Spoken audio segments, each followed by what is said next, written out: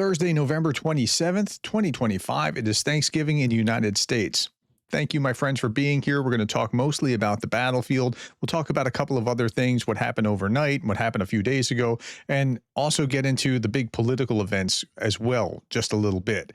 Okay, let's talk about what happened the other day. There was this big drone attack, and some drones even went into Romania. I talked about that the other day, and I didn't see any protests from Romania, but good on the Moldovans. They dragged a downed Russian Grand drone to the foreign ministry building, and the Russian ambassador had to see it when he's being summoned for an official protest. Moldova's foreign ministry summoned the Russian ambassador to hand him a note of protest after 6 Russian drones flew into Moldova's airspace during the massive attack on Ukraine. A Russian drone that fell on Moldova was placed by the foreign ministry for the ambassador's visit, so he had to be aware of what was going on there. Good on them. This, what you're seeing here, is in Ternopil, an apartment building where Russia massacred 33 people in one strike, including 6 children. This is what the Ruski Mir is bringing to Ukraine. And we need to see this. We need to be aware that this is what's going on. Civilians, while they're asleep, there's no military purpose here. Okay. Novokobishevsk oil refinery was attacked by Ukrainian drones overnight. Explosions were reported. Damage is going on. Just listen. No. Yeah, you can hear it in the background.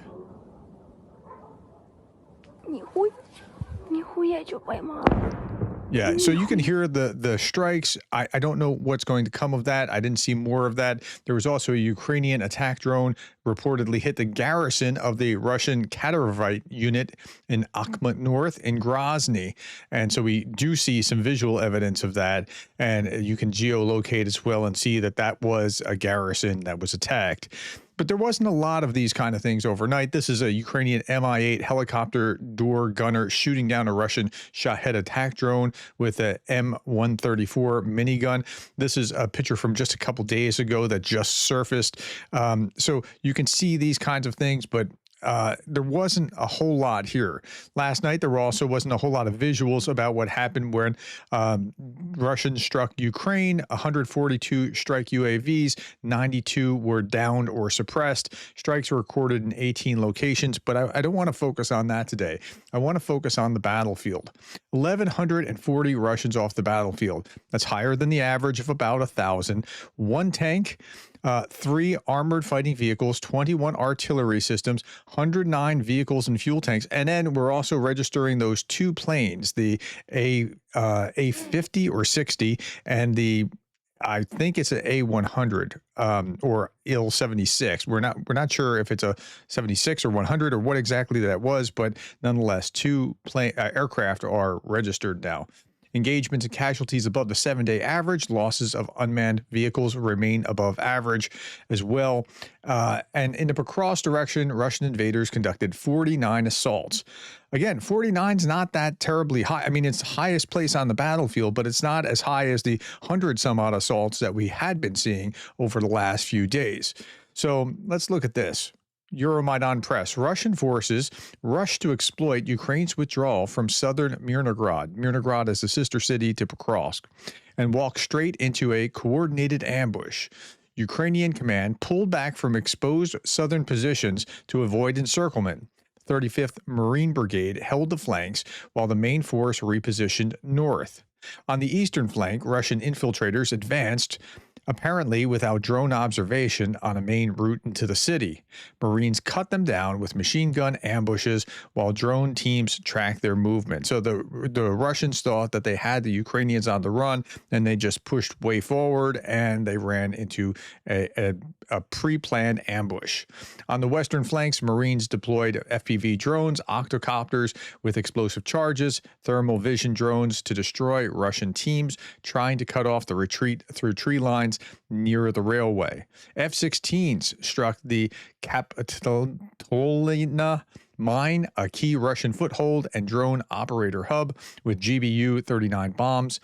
Su-27s dropped JDAMs on a building where Russian troops were preparing to isolate a Ukrainian group. Russian sources initially claimed that they had cut off the Ukrainian withdrawal. course, they've been claiming this for a long time. There's nothing new here. They keep claiming these kind of things. Hours later, the same sources announced that they had taken southern Myrnohrad, an admission that contradicted their earlier claims and confirmed the withdrawal succeeded. Ukrainian forces now hold northern Myrnohrad and continue reinforcing northern Pokrovsk. So, yeah, it seems like this. Look, what they both want to fight there, and the Ukrainians want to pull the Russians in and attrit as many as they can before they have to get out. The Russians want to get in and fight with as many Ukrainians as they can in Pokrovsk. Okay, there's one road that keeps all Ukrainian troops connected to Myrnohrad, and it opens only when fog blinds Russian drones. 38th Marine Infantry Brigade and 79th Air Assault Brigade can slip vehicles through, but only on the foggiest days. Russian FPV operators from Elite Rubicon Group watch the route constantly. The Rubicon drone operators are those. They also go after Ukrainian drone operators, and they've been pretty devastating. If Rodnitsky village falls, that road closes for good. So where are we talking about? If we zoom in a little bit, here's Pokrovsk, and the Russians are in Pokrovsk, and here's Myrnohrad. It's a sister city, Rodnitsky. This road and that city, if that gets closed, they're going to have a real difficult time getting in and out.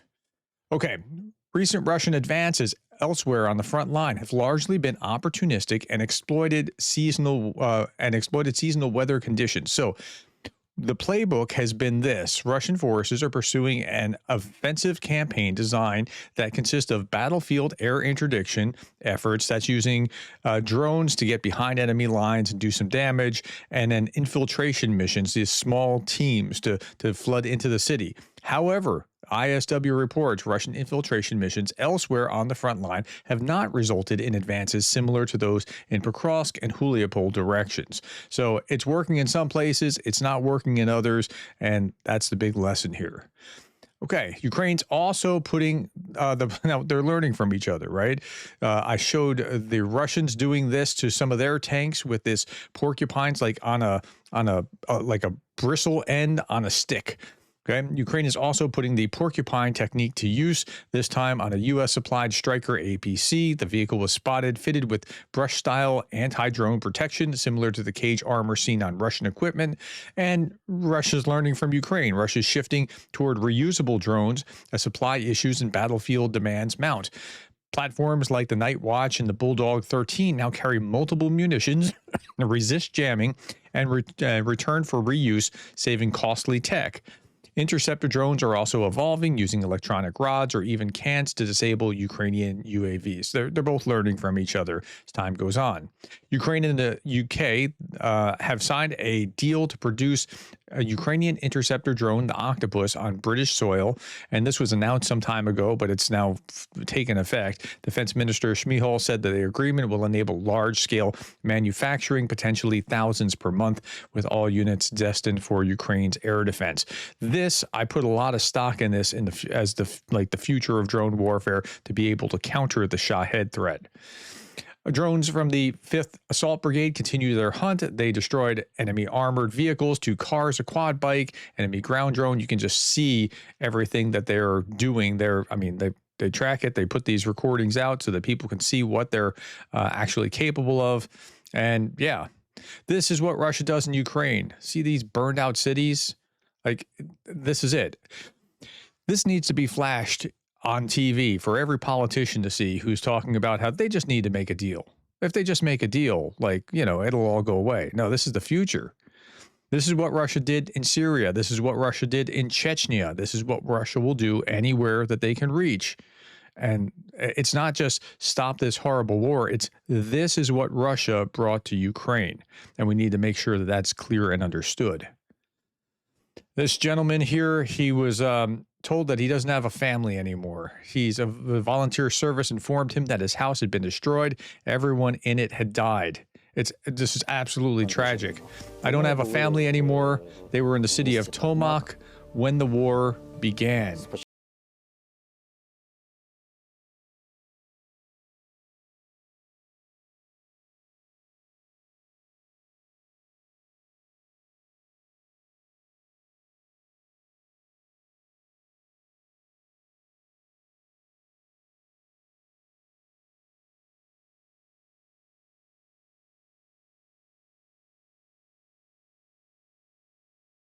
low quality photos.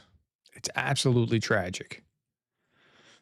Now, let me shift gears here and talk about what's the biggest story right now, because the biggest story is political, not battlefield. And I've been talking about it, but I want to um, maybe walk back something just a little bit here. So the Trump's peace plan for Ukraine, crafted by Witkoff and Dmitriev, have hit a dead end. The Atlantic reports Vance bet on Kyiv that Kyiv would cave after a corruption scandal. Zelensky held firm, and that's good that he held firm. In fact, he might have had to even more reason to hold firm given the scandal, because he's in too perilous a position. But yesterday I talked about this. Leaked or planted. The leaked call reveals Russia's deception plan. That's all true that the leaked call revealed that, but or planted. And I was saying, I think the Russians, that they record these, right? So maybe they leaked it, but I spoke too far. Now, while I do think that is a very likely thing, I'm trying to provide all the context and let you decide. So let's do this. It's getting interesting, says this is a professor of strategy and international relations. It's getting interesting. It now looks as though Witkoff's conversations with the Russians were being recorded by U.S. intelligence services. Well, they were probably recording them too. And the journalists may have access to those recordings. This is no longer a leak. It's starting to resemble a controlled disclosure. But who leaked it? So that's the thing. I was kind of insinuating or maybe even asserting that the Russians would have. That's too far. And I'm walking that back now by saying, look, we don't actually know. While I think that that's probable, there are other theories here. So let's look at those. The leak of Witkoff's diplomatic call with a Russian official is so disturbing because it shows how the deep state abused its spying powers to invade privacy of American official working to achieve peace between Russia and Ukraine. But he doesn't know that. What he knows is that he doesn't like what he calls the deep state, but we don't know that that's what happened. Okay, U.S. believes it was Ukrainian intelligence that recorded and leaked Steve Witkoff's call with Putin's aid to the media, and according to a journalist, but we don't know that. Donald Trump Jr. says it's almost like these media and deep state morons have never successfully negotiated a deal in the real world.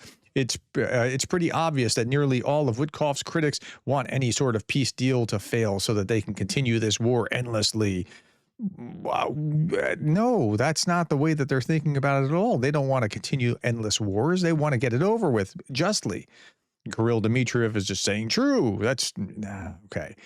Okay, The Guardian was reporting that European intel agency likely leaked the Witkoff-Ushakov-Dmitriev calls. Okay, so is it the Russians? Is it the Americans? Is it the Europeans? Who's doing it? We just don't know.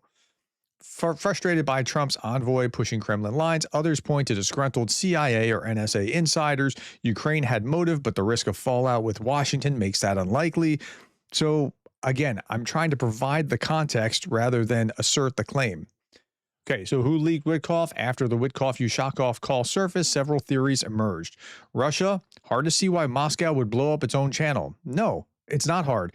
My whole theory here, my whole assertion here was that if they didn't want to actually have the peace process move forward, that's exactly what they would want to do. But that's not the only theory. So here are the others. Ukraine, clear motive, push Witkoff out of the game and expose his ties to the Kremlin, but risking a rupture with the United States is enormous. European intelligence, possible. Backlash against Witkoff, pro-Russian tilt. Washington, the leak may have come from the inside. Only the CIA and NSA have access to raw audio like this, and there are plenty of people in the system unhappy with Trump's course.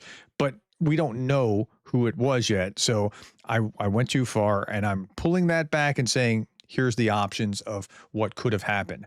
Apart from compromising Witkoff, Kushner, Vance, Driscoll, these transcripts also show, 1, Ushakov was right. The U.S. would never deliver a Kremlin wish list. Not in and of itself, but then they could do it just by here go ahead and do it. Yeah, they just grabbed it and did it. Well, Dmitriev's amateurishness and bravado are now major liabilities for the Kremlin because this is all blown up in their face, unless they meant it to, which is kind of a weird thought, but they could have done that. We just don't know. But this point 3 was really interesting. How many times can Witkoff overpromise and underdeliver for Trump and for Putin, whom we now know he's been advising on how to undermine the U.S., NATO, and Ukraine? Okay, he can continue to do this. He will continue to do this. And I'm going to tell you precisely why in the next video, because I've been looking into Witkoff and trying to understand him. He's going to keep going because he has Trump's ear. That'll be the next video. Witkoff-Ushakov call reaffirms how strongly Mr. Witkoff is trying to help Russia. He really is. Michael McFowle says it's not normal for a U.S. It is not normal for a U.S. envoy to coach the Kremlin on how to influence an American president, especially in a way that undercuts Ukrainian and American national interests. That's precisely what was going on. Timothy Snyder, the historian, says Witkoff's not buying the Russian narrative. He's selling it. I think that's right. Witkoff's visit to Moscow remains on schedule. Russian Deputy Foreign Minister Sergei Ryabkov said that the visit of Witkoff and Trump's son-in-law Jared Kushner to Moscow remains in place despite the scandal over the leak call with Ushakov. They're expected to meet with Putin. So Witkoff is still on track. Nothing's changed this. And yeah, again, very next video, I'm going to show you. Okay, here, if you remember the old Scooby-Doo TV show, at the very end, they'll unmask whoever the villain was. Now let's see who the Russian agent is. It's Steve, the real estate guy. Yeah, that's right. That's my next video. We're going to be talking about that and unpacking all of his background so that you can understand what's going on there. So be looking forward to that. Okay, my shout out is to Jack Peace, undergraduate Patreon member. Thank you for your support. And I just want to leave you with this last message. Pacross holds. Don't know how long, but for now, Pacross holds. Thank you for your time. Thank you for the likes, the shares, the subscribes, and thank you for being the kind of person who cares about Ukraine.